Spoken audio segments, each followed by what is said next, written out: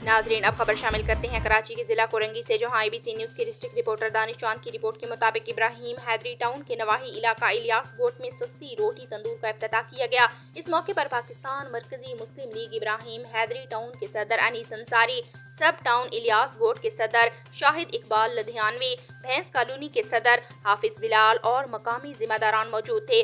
अनीस अंसारी ने गुफ्तगू करते हुए कहा कि तंदूर लगाने का मकसद इस महंगाई के दौर में मतवस्त तबका को आसानी फराहम करना है। जरूरतमंद और मुस्तहिक अफराद बिला इम्तियाज रंगो नस्ल, मसले को मजहब सस्ती रोटी यहाँ से ले सकते हैं। हम खिदमत की सियासत पर यकीन रखते हैं, करप्शन वाली नहीं, नब्बी सियासत करना चाहते हैं। उन्होंने इस काम की कामयाबी कार खैर में ताउन करने वालों के लिए भी दुआ करवाई।